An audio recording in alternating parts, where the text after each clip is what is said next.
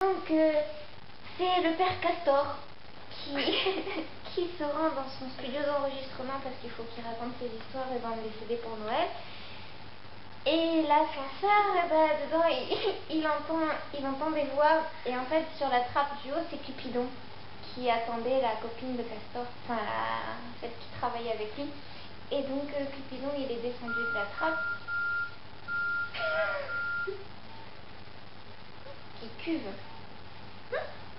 D'accord. Et donc, il s'est retrouvé dans l'ascenseur avec le père Castor. Le seul souci, c'est que Castor, il a fait une mauvaise manip et l'ascenseur, il s'est retrouvé bloqué et il ne pouvait plus rien faire dedans. Donc, pour passer le temps, le père Castor ne s'inquiète même pas de voir arriver Cupidon. Il lui dit, je vais te raconter l'histoire de la poule qui cuve. Alors, Cupidon, il lui dit, qui cuve? Ouais, c'est une poule saoule et c'est côte. Et Cupidon il fait, ah ben raconte-moi l'histoire de cette poule là. Et donc Castor il fait, bah c'est une poule qui va à un bar et puis elle le perroquet de Jack Sparrow. Et qui au bar rencontre le perroquet de Jack Sparrow. Et comme ils sont un peu de la même famille des plumes, et ils s'entendent bien. Et le perroquet, comme il est au pirate et qu'il aime aussi les jolies filles et donc les poules, et il lui offre à boire et à boire et à boire, et donc finalement au lieu de couler, elle finit par crever. Et donc Cupidon il regarde par Castor et fait, mais attends, tu imagines un peu là que... Putain, je vais me tomber sur un truc pour la fin de l'histoire, c'est pas grave. Et tu te rends compte qu'avec toutes les histoires que tu racontes, c'est normal que t'aies pas de copine. Et donc... le père Castor qui fait oui mais c'est pas grave, j'ai pas de copine mais je me fais beaucoup d'argent avec mes histoires, je suis heureux comme ça, laisse-moi. Alors Cupidon qui avait faim, il dit non Castor, je peux pas te laisser comme ça, bon après t'as trop occupé de toi, j'irai manger des cerises parce que je commence à avoir faim et puis bon ça fait longtemps que je me suis pas nourrie et qu'il faut que je tire mes flèches un peu à tout le monde. Et donc Cupidon il sort une flèche de son carquois et il l'envoie dans le fesses du père Castor. Le souci, c'est qu'il n'a pas capté que la première personne qu'il allait voir, c'était lui.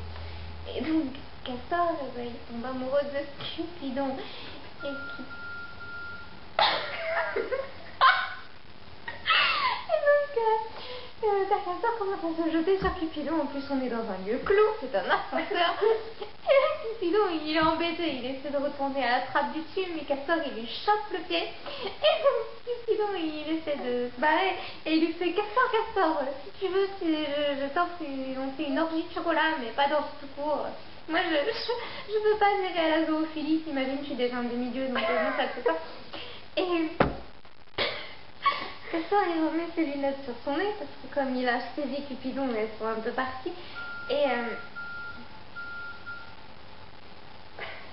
c'est une cloche. Et là Castor il fait non. C'est pas ce bruit, c'est pas grave. Il dit non Cupidon je t'aime. Je ne sais pas comment j'ai pu passer ma vie sans toi. C'est simple, tu ne me connaissais pas.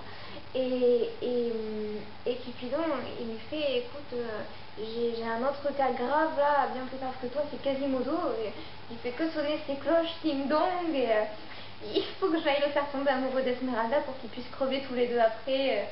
Tu comprends, sans ça, j'aurais pas la fabuleuse histoire de Victor Hugo au 20e, c'est pas grave.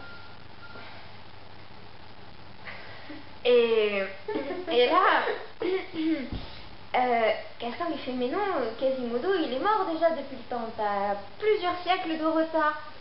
Et Cupidon fait ah oui c'est vrai, c'était pas Quasimodo, c'était frère Jacques. Et donc il a failli m'occuper de frère Jacques parce que il a une chanson tout seul qui se raconte du début à la fin de la journée. Et dormez-vous. Dormez-vous. Et donc là, père Castor il connaît le son les matines. Et une cheville débarque dans l'ascenseur. Et là, Cupidon il fait non, toi ta place c'est pas dans l'ascenseur. Déjà, là il y a l'espèce de Castor qui me colle au train. toi tu retournes à ta mythologie, c'est pas le moment. Et donc la furie, ah oui, Cupidon il est malvenu aujourd'hui, d'habitude il n'a rien contre un PC, bon d'accord, là il est malvenu et je reviendrai plus tard à le voir. Bon. Et Cupidon, il remet sa culotte d'aplomb, et puis parce que ça avait glissé. Et par rapport au père Castor, il se sent pas du tout du même sentiment que lui. Et là, son pouvoir d'empathie ne fonctionne pas du tout. Il ne tombe pas amoureux d'un castor parce que déjà, à la rigueur, une castor, et ben, c'est pas trop dans ses cordes parce que les animaux, ils n'aiment pas trop ça. Mais en plus, c'est un vieux castor qui a eu l'habitude de raconter des histoires aux jeunes enfants comme la vache orange ou je sais plus trop quoi. Non, il n'est pas d'accord. Et donc le père Castor là il se dit, c'est le dernier mot, il dit oh j'ai une idée, et donc il chope Cupidon, il lui prend une flèche, il lui fout une flèche en plein dans la tête, et c'est fini. Et puis Cupidon, bah, du coup comme il s'est fait enflécher tout seul, et ben tous les deux ils étaient heureux et ils ont beaucoup d'enfants.